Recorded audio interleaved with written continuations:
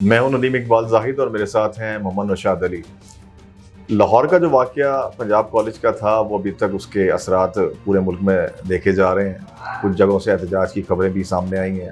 اس میں ہم بات کریں گے۔ لیکن ایک اور بہت بڑا مسئلہ جو ہے جس میں ہم بات کرنا چاہیں گے، شروع کریں گے، وہ ہے نئی آئینی ترمیم کے حوالے سے۔ آئینی ترمیم کا مجوزہ جو ایک خد و خال ہیں وہ سامنے آئے ہیں، تو وہ کیسے ہیں اور اس کے بعد یہ جو چیزیں سامنے آئی ہیں ویسا ہوگا یا کچھ ویسا ہوگا جو حکومت چاہتی ہے، کیا ہو سکتا ہے، ہم اس پہ بات کریں گے۔ جی جناب۔ دیکھیے، ابھی تک تو جو گفتگو منظر عام پر آئی ہے، کچھ میری ذرائع سے بھی بات ہوئی ہے، کل کی جو ملاقات آپ کو پتہ ہے، نواز، شہباز، مولانا فضل الرحمان اور زرداری صاحب، بلاول بھٹو صاحب اور نون لیگ اور جے یو آئی کی ٹیمیں وہاں موجود تھیں، جو ملاقات ہوئی ہے جاتی عمرہ میں جو ملاقات تھی، اس میں پرنسپلی تو ویسے نواز شریف صاحب نے یہ کہا ہے کہ آپ آئینی عدالتیں بنائیں، لیکن سم ہاؤ ابھی آئینی عدالتوں کے معاملے کے اوپر جے یو آئی فے اور پیپلز پارٹی جو ہے وہ بہت زیادہ کوئی کنونس نظر نہیں آتی، اور وہ دونوں آئینی بینچ کے اوپر کنونسڈ ہیں۔ تو خیال یہ ہے کہ چونکہ جے یو آئی فے اور پیپلز پارٹی آئینی بینچ پر متفق ہیں، اس لیے خیال یہی ہے کہ یہ آئینی بینچ جو ہے وہاں وہ والا معاملہ تو کم از کم کلیئر ہو گیا ہے۔ اب جہاں تک معاملہ ہے آئینی عدالت کا، اصل معاملہ ہے کیا، کیوں آئینی عدالت بنائی جانی چاہیے تھی؟ حکومت تو ایک آپ کے سامنے دے ہی رہی ہے، لیکن اصل مسئلہ یہ ہے کہ حکومت یہ چاہتی ہے کہ جسٹس منصور علی شاہ اور جسٹس منیب اختر کو چیف جسٹس نہ بنانا پڑے۔ اسی لیے انہوں نے اب جو تجویز آئی ہے، چاہے وہ 18ویں ترمیم کی بحالی والی جو 19ویں ترمیم کر کے اس کو ختم کیا گیا تھا، چاہے اس کو بحال کر کے پارلیمان کے ذریعے ججز کی اپوائنٹمنٹ ہو، چاہے وہ 3 ججز میں سے ایک بندے کو نامینیٹ کرنا ہو، چاہے وہ جو کمیٹی ہے اس کے اندر پیونے جج اور چیف جسٹس جو بھی اس وقت کے ہوں گے وہ اور ایک ان کا نامزد جج ہو، چاہے اس بینچ کے اندر ایک ریٹائرمنٹ جج کی بات ہو، چاہے جو جوڈیشل کمیشن کی تجویز ہے کہ جوڈیشل کمیشن بنایا جائے گا جس کی کمپوزیشن چینج کی جائے گی، اس میں جو ہے پارلیمانی ممبران کو بھی ڈالا جائے گا، سیاستدانوں کو بھی ڈالا جائے گا۔ پھر اسی طرح سے جو ان کی تقرری کا جب معاملہ آئے گا اس کے اندر بھی جو مختلف سیاسی جماعتوں سے جو ممبران ہوں گے، نیشنل اسمبلی کے ممبرز ہوں گے، وہ لوگ جو ہیں وہ شامل ہوں گے، پھر اس کی کمپوزیشن ڈیولپ کی جائے گی۔ اس سارے کو کرنے کا جو مقصد اور مدعا ہے وہ یہی ہے کہ جسٹس منصور علی شاہ اور جسٹس منیب اختر جو ہیں وہ آئینی معاملات کے اندر جو سیاسی جماعتوں کے جو کیسز ہوتے ہیں، مقدمات ہوتے ہیں، سیاسی مقدمات یا آئینی مقدمات کے اندر وہ اس کی بینچ کا حصہ نہ ہوں، وہ جو کرمنل کیسز ہیں، سول کیسز ہیں، اس حد تک محدود رہ گئے، جس کی وجہ سے یہ سارا آئیڈیا آپ کے سامنے، اور یہ معاملہ کھلا بھی اس وقت تھا، یعنی 18ویں ترمیم اور 19ویں ترمیم ہوئے کو کئی سال گزر گئے، کسی کو ہوش نہیں آیا، ایک نون لیگ کی حکومت گزر گئی، پیپلز پارٹی کی حکومت گزر گئی، کسی کو یہ خیال نہیں تھا کہ آئینی ترمیم کرنی ہے۔ یہ خیال اس لیے آیا کہ جو دراصل جو پاکستان تحریک انصاف کے حق میں فیصلہ آیا تھا، آپ کو یاد ہوگا جو اکثریتی فیصلہ تھا 8 ججز کا، اس کے بعد یہ حکومت نے یہ ساری دوڑ بھاگ شروع کی ہے۔ ابھی تک حکومت کی مشکلات کم نہیں ہوئی ہیں، حکومت ایک طرف نمبر گینز پورے کرنے میں لگی ہوئی ہے تو دوسری طرف وہ مولانا فضل الرحمان کو منا رہے ہیں، اگرچہ کہ 63A کے فیصلے کے بعد تھوڑی سی آسانی ضرور ہے، لیکن یہ آسان نہیں ہوتا کہ کسی ممبر کو آپ جب ڈسکوالیفائی کرائیں گے اور پھر دوبارہ اس کے ساتھ اس کو کیا کس قسم کی وہ دیں گے۔ ضروری نہیں کہ یہ معاملہ پیسوں کی حد تک ہو، یہ تو ایک ہمارے ہاں یہ سیاسی نوشن بن گیا ہے، یا پاکستان تحریک انصاف نے اس کا مذاق بنا دیا ہے کہ جی اتنے کروڑ مل گئے، 60 کروڑ 80 کروڑ 90، ضروری نہیں ہے کہ پیسوں کا معاملہ ہو، اور بھی بہت سارے فوائد ہوتے ہیں سیاسی جماعتیں اور سیاسی لوگ ایک دوسرے کو دیتے ہیں۔ کروڑ شروڑ کی تو ہم بات کریں گے بعد میں، کیونکہ کروڑوں کی باتیں تو ہر جگہ چل رہی ہیں آج کل۔ تو میرا سوال یہ ہے کہ یہ آئینی عدالت اور آئینی بینچ میں کیا فرق ہے؟ ان دونوں میں ذرا عام آدمی کو سمجھائیں، ذرا کیا ہوتا ہے فرق؟ دیکھیں، اگر مجھ سے پوچھیں تو حکومت کا جو مقصد ہے وہ آئینی بینچ سے بھی پورا ہو سکتا ہے اور آئینی عدالت سے بھی پورا ہو سکتا ہے، لیکن بیسکلی 18ویں ترمیم میں یہ طے کیا گیا تھا کہ آئینی عدالت علیحدہ بنائی جائے، جیسے دنیا کے درجنوں ممالک میں، شاید میرا خیال 80 کے قریب ممالک ہیں جن میں آئینی عدالتیں علیحدہ سے قائم ہیں۔ اس کا پرپز یہ ہوتا ہے کہ 2 اس کے پرپزز ہیں۔ ایک تو یہ کہ وہ لوگ جو آئین کو سمجھتے ہیں، آئین جو جس طرح سے جس اسپرٹ کے ساتھ یا جو جس روح کے ساتھ لکھا گیا ہے، یعنی ہر جو اس کا سیکشن ہے اس کے پیچھے جو تھاٹ موجود ہوتی ہے، اس کو سامنے رکھ کر جو ہے نا آئین کے معاملات کے اندر فیصلے دیے جائیں، ایک بات۔ اور دوسرا معاملہ یہ ہے کہ آئینی عدالتوں کا معاملہ، دیکھیں جو معاملہ آئین سے ریلیٹڈ ہوتا ہے یا جو مقدمہ سیاسی مقدمہ ہوتا ہے اس کے اندر یقیناً وہ ہائی پرائیورٹی رکھتا ہے، کیونکہ آپ دیکھ ہی رہتے ہیں پچھلے دنوں یہ جتنے بھی مقدمات آئے ہیں، چاہے وہ بلہ چھیننے والی بات ہو، چاہے وہ پارٹی نشان جس کو لینے والی بات ہے، کہ یہ نہ کہیں کہ پاکستان تحریک انصاف کے پرسپیکٹو سے بات کر رہا ہوں، یعنی چاہے وہ الیکشن کرانے سے متعلق مقدمات ہوں، چاہے وہ یہ ابھی جو 63A کا فیصلہ ہے اکثریتی آیا یہ ہو، 63A کو جس طرح کی تشریح کی گئی تھی اسے آئین دوبارہ لکھنے کے مترادف قرار دیا گیا تھا، اور اس کی اجازت دنیا کے کسی ملک میں نہیں دی جاتی۔ تشریح کرنا with in the spirit of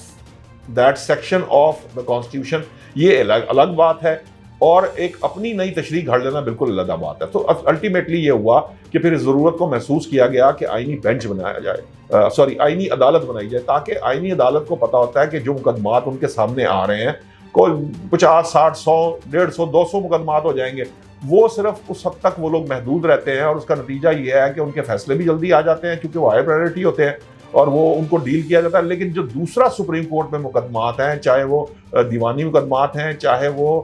یہ کرمنل پروسیجر سے ریلیٹڈ ہے، تو بیسکلی ہوتا یہ ہے کہ وہ جو کسی نے قتل کیا اس کی وہ پتہ چلا، یہ جو مثالیں دی گئی ہیں کہ جی وہ جس شخص نے قتل کیا اس کی سزا بھی پوری ہو گئی، وہ سزا کھاٹ کے باہر آ گیا، تو پھر پتہ چلا جی اس کی اپیل لگی ہے۔ اسی طرح لوگ جو ہیں پتہ چلا ایک مقدمے کے اندر کہ جی جس شخص کے متعلق مقدمہ وہ تو فوت ہو چکا ہے، تو اب اس کی سزا جزا کیا تعین کرنا اس کا۔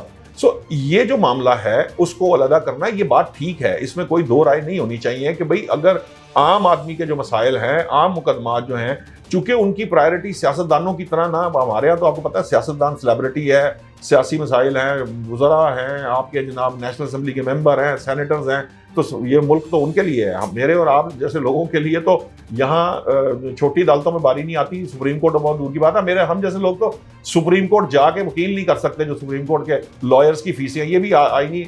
یہ اس کے اوپر بڑی بحث ہو رہی ہے کہ اس طرف کسی کی توجہ نہیں ہے۔ اور دوسری بات یہ ہے کہ اگر یہاں سول مقدمات جو ہیں وہ چلنے ہیں اگر تین جیسے کہہ رہے پشتوں تک لوگوں کے، تو پھر سپریم کورٹ تو بہت بات کا معاملہ ہے۔ سپریم کورٹ تو تب بنے گا جب یہاں فیصلہ ہوگا، یہاں ہی فیصلہ نہیں ہوگا تو سپریم کورٹ کیسے جائے گا کوئی؟ یہ بھی ابھی ساری ڈیبیٹس ہیں۔ ہو سکتا ہے کہ یہ جو آئینی اصلاحات جن کی بات کی جا رہی ہے اس میں، کیونکہ کچھ کہہ رہے ہیں کہ ڈیڈ لائنز طے کی جائیں گی، جب سپریم کورٹ میں ڈیڈ لائنز طے ہوں گی تو نیچے بھی افیکٹو ہونی چاہیے، نیچے بھی ڈیڈ لائنز طے کی جانی چاہیے۔ اور کل اسحاق ڈار صاحب نے ایک ہنٹ بھی دیا ہے کہ CRPC کے اندر بھی تبدیلیاں ہیں، ان پہ شاید دوسری سیاسی جماعتوں کو کوئی اعتراض نہیں ہوگا۔ کچھ چیزیں یونیورسلی جو ہمیں پتہ ہے کہ یہ آئینی اصلاحات، عدالتی اصلاحات ہونی چاہیے، وہ عدالتی اصلاحات اس کا حصہ ہوگی، اس پہ کسی کو اعتراض نہیں ہوگا، وہ ہو جائیں گی۔ اصل معاملہ یہ نہیں، اصل معاملہ جو اس وقت جو بون آف کنٹینشن ہے وہ ایک چیف جسٹس صاحب ہیں کہ کیا قاضی فائزہ صاحب کنٹینیو کرانا چاہتی ہے حکومت، تو وہ کریں گے کہ نہیں کریں گے۔ دوسرا معاملہ اگر وہ نہیں کریں گے تو کون سے جج جو ہیں وہ چیف جسٹس ہوں گے، اور کون سے جج جو ہیں وہ آئینی بینچ کے چیف ہوں گے، یا آئینی بینچ بنایا جائے گا تو وہ کن ججز پر مشتمل ہوگا، اس میں میجورٹی کس طرح سے بن جائے گی۔ اور تیسرا معاملہ ملٹری کورٹس کا، جس کے اوپر ابھی مولانا فضل الرحمان بھی مخالفت کر رہے ہیں، پیپلز پارٹی بھی اس میں کوئی بہت زیادہ کنونسڈ نہیں ہے۔ نون لیگ چونکہ حکومت ہے، اور آپ کو پتہ ہے کہ حکومت جو بھی ہوگی، چاہے پاکستان تحریک انصاف کی ہوگی، چاہے پیپلز پارٹی کی ہوگی، تو اسے کچھ معاملات، کچھ ضروریات جو ایگزیکٹو کے ہیں اس کو پورا کرنے کے لیے وہ چیزیں تسلیم بھی کرنا پڑتی ہیں اور اس کے لیے کام بھی کرنا پڑتا ہے۔ جس طرح 19ویں ترمیم ہوئی تھی، اسی طرح یہ والا معاملہ بھی ہے۔ اب یہ جو معاملات ہیں، ایسا نہیں کہ یہ سارے مل کے حل نہیں کر سکتے، لیکن اس اب تک کی جو آپسی لڑائی ہے، خاص طور پر پاکستان تحریک انصاف اور باقی دیگر جماعتوں کے درمیان، اس کی وجہ سے یہ معاملات جو ہیں وہ طول پکڑتے ہیں اور چیزیں جو ہیں وہ حل نہیں ہو پائیں گی، کیونکہ کسی نہ کسی چیز پہ تو کسی کو اعتراض ہے ہی ہے۔ یہ نہیں ہو سکتا کہ ہر چیز پہ کوئی مان جائے، اگری کر جائے۔ لیکن جس طرح کا کنسنسس ڈیولپ کرنے کی کوشش کی جا رہی ہے، مولانا فضل الرحمان جس طرح سے بات کر رہے ہیں، کچھ لوگوں کے ساتھ کہیں نہ کہیں کچھ چیزیں جو ہیں وہ کل بھی طے ہوئی ہیں، کل جو بیٹھک جاتی عمرہ میں ہوئی ہے طے ہو چکی ہیں، کچھ چیزیں جو ہیں بہرحال ابھی باقی ہیں۔ اس کے اوپر یہ طے اس صورت میں ہوں گی جب پاکستان تحریک انصاف کی انپٹ آ جائے گی۔ ابھی جب ہم لوگ بات کر رہے ہیں تو یہ بات ہو رہی ہے کہ ان کی ملاقات کسی بھی وقت شروع ہو سکتی ہے مولانا فضل الرحمان اور پاکستان تحریک انصاف کے لوگوں، تو اس سے جو انپٹ آئے گی اس کے بعد یہ طے ہوگا کہ جو باقی دیگر معاملات ہیں اس پہ پاکستان تحریک انصاف کیا چاہتی ہے۔ ٹھیک ہو گیا۔ بڑی اہم بات کی آپ نے ابھی کہ جو سپریم کورٹ کے جو وکلاء ہیں، جو اگر ہم کیس لے کے جائیں تو وہاں کروڑوں روپے کی باتوں کی آواز آتی ہے وہاں سے، اسی اب طریقے لاکھوں سے والی بات سر رہی نہیں. اسی طریقے سے کروڑوں روپے ابھی اسلام آباد کی فضاؤں میں بھی آج کل بڑی آوازیں آ رہی ہیں کہ کروڑوں روپے دیے جا رہے ہیں, لیے جا رہے ہیں, سینیٹرز کی, قومی اسمبلی کے ارکان کی خرید و فروخت ہو رہی ہے. چلے بہرحال اس کا تو جو بھی فیصلہ ہوگا وہ سامنے آ ہی جائے گا کچھ دنوں میں. اب آتے ہیں لاہور پنجاب کالج واقعے کی طرف. اور احتجاج ہوئے ہیں, بڑا کچھ ہوا ہے, لیکن مجھے سمجھ نہیں آ رہی کہ ایک چیز سامنے ہے ہی نہیں, کوئی وکٹم نہیں ہے, کوئی چیز نہیں ہے. میری تو ابھی عقل کام نہیں کرتی کہ جو چیز سامنے ہی نہیں ہے, پولیس بیچاری بوکھلائی پھر رہی ہے. ابھی بھی تھوڑی دیر پہلے پولیس کے آفیشلز بات کر کے گئے ہیں. تو یہ جو احتجاج ہو رہا ہے اور یہ معاملے کو بڑھایا جا رہا ہے, ایک تو سوال میرا یہ ہے کہ اس کا کیا ہوگا, اینڈ کیا دیکھ رہے ہیں آپ اس کا. اور دوسرا مجھے جو خوف سب سے بڑا یہ ہے کہ مطلب میرے جیسا ایک آدمی, اگر میرے پاس بہت, میں انفلوئنسر ہوں, میرے پاس بہت سارے لوگ ہیں, سوشل میڈیا کے ایک پورا گروہ ہے, تو میں مطلب کچھ چیز چھوڑتا ہوں وہاں پر اور اس کے بعد وہ وائرل ہو جاتی ہے اور نیا ایشو کھڑا ہو جاتا ہے, لوگ سڑکوں پہ آ جاتے ہیں. اس کو کیسے ہم کنٹرول کریں گے؟ دیکھیے, پہلی جو بات آپ نے کی ہے,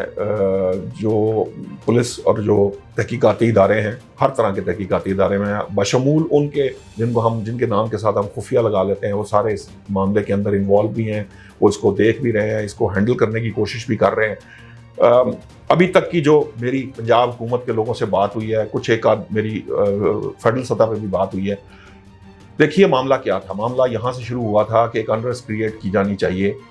کے پی کے میں اس کا پلان بنا, ایک یہاں پر کسی نے ذمہ داری لی, وہ آئی ایس ایف سے تعلق رکھتے تھے, ان کا براہ راست یہ بڑی خبر دے رہے ہیں ابھی, کچھ چھوٹی بات نہیں کر رہے آپ ابھی. یہ جو پنجاب حکومت کا موقف ہے, میں آپ کو بتا رہا ہوں کہ پنجاب حکومت یہ اب تک کی جو تحقیقات کے اوپر جو بات بتا رہی ہے کہ یہاں پہ جو لوگ موجود تھے,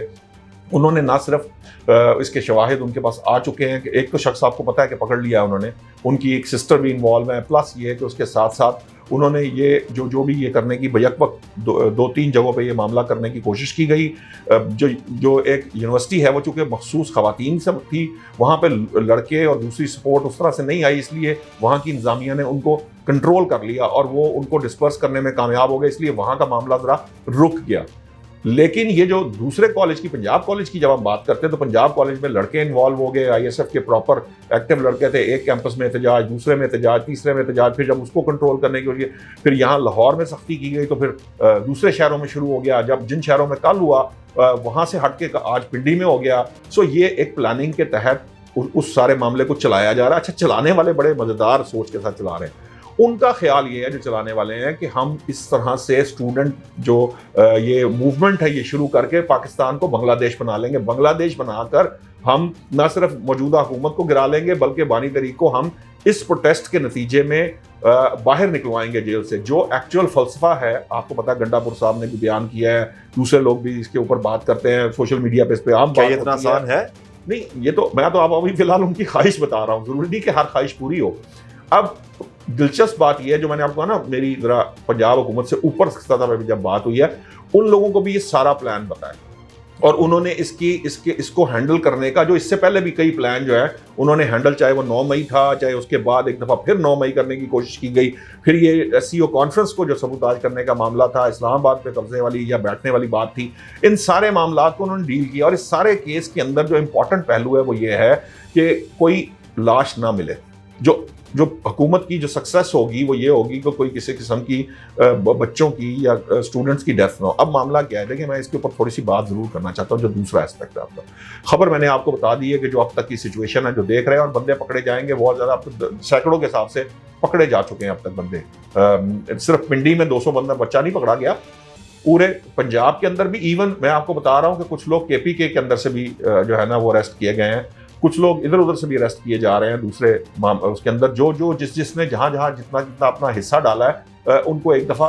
پکڑا ضرور جائے گا, ان سے بات ضرور کی جائے گی. اب آ جائیں اس اسپیکٹ کی طرف جو آپ بات بتا رہے ہیں. دیکھیں,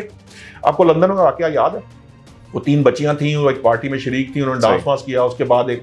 وہ پتہ چلا کہ ان کو قتل کر دیا گیا, اور کسی نے سوشل میڈیا پہ پوسٹ لگا دی جس میں آپ کو بتائیے لاہور کا ایک لڑکے کے بارے میں بات ہوئی, وہ بھی اریسٹ ہوا. خیر وہ جو ایک ویب سائٹ اور اس کا معاملہ تھا, وہاں پر بھی انہوں نے یہ فیس کیا, بالکل اسی طرح ہی فیس کیا. اس میں کسی نے کہہ دیا کہ یہ مسلمان ہیں اور یہ امیگرینٹس ہیں, اور انہوں نے جو ہے یہ کیا, پہلے امیگرینٹ والی بات پھیلائی گی, پھر مسلمان والی بات. تو اس کے بعد فوری طور پہ کیا ہوا کہ مسلمانوں کے خلاف پرتشدد احتجاج شروع ہو گئے, اور ایک تنظیم ان کے پیچھے تھی, اور پھر ان کے کئی شہروں کے اندر یہ احتجاج ہوئے. انہوں نے تو زخمی ہوئے بہت سارے لوگ, توڑ پھوڑ کی, پولیس پہ حملے کیے, سب کچھ کیا. آخر میں پتہ چلا کہ وہ جو 17 साल लड़का जो पकड़ा गया वो मुसलमान नहीं था, और जो दूसरी उसके अंदर बात थी वो ये थी कि ये जो सारा कुछ था ये एक तंजीम ने पीछे से इस सारे मामले को हवा दी और ये किया गया। कुछ तकरीबन 200-250 से ज़्यादा 253 या 57 लोग हैं जिनको सजाएं दे दी गई हैं। ये जो एक एरिया है ना ये बड़ा अहम, और उसमें आपको ये भी बता दूं कि दर्जन से ज़्यादा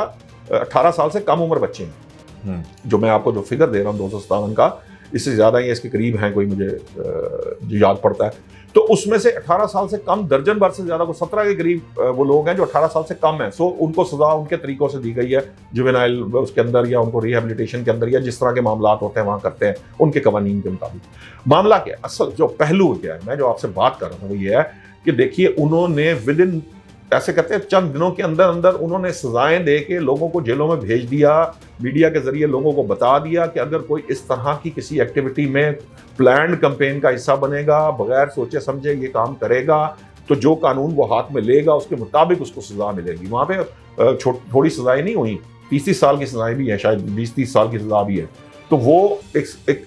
उसकी जैसे कहते हैं ना कि सख्ती वाला एलिमेंट। सो हमारे यहाँ क्या मसला, हमारे यहाँ तो 9 मई का मसला अभी तक सेटल डाउन नहीं हो रहा कि 9 मई को जो लोग हैं उनको सजाएं नहीं दी जा रही। तो ये अब ये मुझसे पहले अदालती इस्लाहत की बात कर रहे थे, ये हालत है हमारी अदालतों की भी, अदालती निज़ाम की भी, और ये जो उसकी कलई खुल के सामने आ जाती है कि जनाब 9 मई को गुजरे, अब आप देख लीजिए कितनी देर हो गई, इस वाक़े के मामला कहाँ जाएंगे ये ना आपको पता है ना मुझे पता है ना आप में से कोई कह सकता है। ये तो विद इन डेज हो सकता है। जो पहले दिन पकड़े थे फर्ज कीजिए लाहौर वाले, उनको अब तक कोर्ट्स में पेश करके सजा दिलवाई होती तो अगला मामला खुद ब खुद रुक जाएगा। सो चूंकि जब तक आप सजा और जजा का निज़ाम नहीं बनाएंगे, आप ट्रांसपेरेंट सजा और जजा का निज़ाम, फिर मैं ये कह रहा हूँ ट्रांसपेरेंट सजा और जजा इसलिए नहीं कि मेरी ख्वाहिश है कि चलो नदीम साहब को मैंने पकड़ा है, नदीम साहब को पकड़ा है, साथ नदीम साहब के दोस्त को भी पकड़ लूँ, मेरा वो मुझे अच्छे तरीके से उसकी शक्ल पसंद नहीं थी, चलो थोड़ा रो भी पड़ेगा कि मैं 2-3 बंदे, और ये नहीं। शफाफ सजा और जजा का निज़ाम जब तक इस मुल्क में नहीं कायम होगा तब तक आप इस तरह के मामलात को डील नहीं कर सकेंगे। और ये जिस किस्म का आप कह लीजिए कि ये ईंधन है, इसको तो हल्की सी चिंगारी जो है वो किसी तरफ भी लेके जा सकती है। सो मेरी अरबाब इख्तियार से भी यही गुजारिश है, हुकूमत से भी यही गुजारिश है कि जनाब आप फौरी तौर पर लोगों को पकड़कर उनकी करारवाई की सजा दिलवाएं। एक बात, दूसरी बात ये, हाँ ये ज़रूर इंपॉर्टेंट है कि बच्चों के मुस्तकबिल को देखना ज़रूरी है, इसमें ज़्यादातर बच्चे इन्वॉल्व, लेकिन जो बच्चों के पीछे लोग हैं, साबिक ISF के लोगों की बात हो रही है। अभी कुछ लोग जो है वो मैंने जिस तरह आपको कल बताया था कि चेयरिंग क्लास में बैठे हुए बंदे जनाब नौजवान 4-5 नजर आ रहे हैं, बाकी सारे पता नहीं कौन सी उम्र के लोग हैं, आप उनको स्टूडेंट कह ही नहीं सकते। सो ये जो एलिमेंट्स हैं उन सबको पकड़कर सजाएं दी जानी ज़रूरी हैं। जो उकसाने पे, चाहे आप किसी को 6 माह की सजा दें, साल की सजा दें, और जो स्टूडेंट्स हैं, मैं ये नहीं कह रहा कि उनको सजाएं दें, उनके वालिदैन को बुलाकर उनसे बात करके उनसे एफिडेविट लेके उनको आइंदा इस किस्म की इन्वॉल्वमेंट के किसी चीज़ में नहीं होनी चाहिए। हाँ कोई प्रॉपर बनता, देखें पंजाब कॉलेज की इंतजामिया ने एक्शन साथ लिया, उन्होंने खुद गार्ड को बुलाया, पकड़वाया, उन्होंने फुटेज दे दी, उनके वो लोग ताउन कर रहे हैं। पुलिस कह रही है हमारे पास कोई एविडेंस नहीं है, वज़ीर आला आपके सामने आके सब कुछ बता चुकी है, फिर इन एहतजाज की कोई तुक नहीं है। एहतजाज वहाँ किया जाता है, लेकिन एक तबका तो ये कह रहा है सब झूठ है। आप जो अगर ये सारा कुछ झूठ है तो वो सच कौन सा सच है जो बाहर नहीं आ रहा? मैंने कल भी ये आर्गुमेंट मेरे साथ बहस की जा रही थी कि जी वहां पे भाई वहां पे स्टूडेंट्स मौजूद नहीं थे, वो आज तो बाद में बात आप फुटेजेस बना के